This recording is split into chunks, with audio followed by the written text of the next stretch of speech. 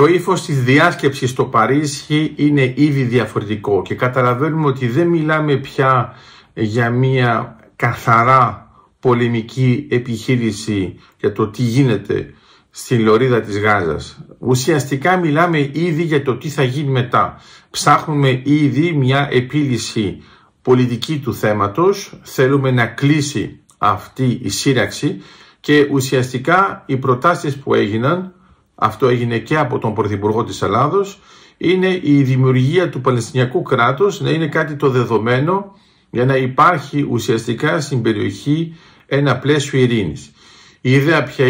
είναι ότι σίγουρα πρέπει να υπάρχει η Παλαιστίνη ως κράτος, σίγουρα πρέπει να συμβιώσει με το Ισραήλ, αλλά πρέπει να είμαστε προσεκτικοί σε σχέση με δεδομένα που δημιουργούνται π.χ. από τη Χαμάς, γιατί αυτά δεν θέλουν την ύπαρξη των δύο κρατών, θέλουν εντελώς τον αφανισμό του Ισραήλ. Άρα είμαστε σε ένα εντελώς διαφορετικό το πλαίσιο. Κατά συνέπεια πρέπει να καταλάβουμε ότι έχει αρχίσει ουσιαστικά με μια έμεση μορφή και διπλωματική μορφή η αποκλιμάκωση της σύραξης, γιατί ενώ περιμέναμε στην αρχή αυτό να γενικευτεί, τώρα βλέπουμε ότι είναι καθαρά ελεγχόμενο,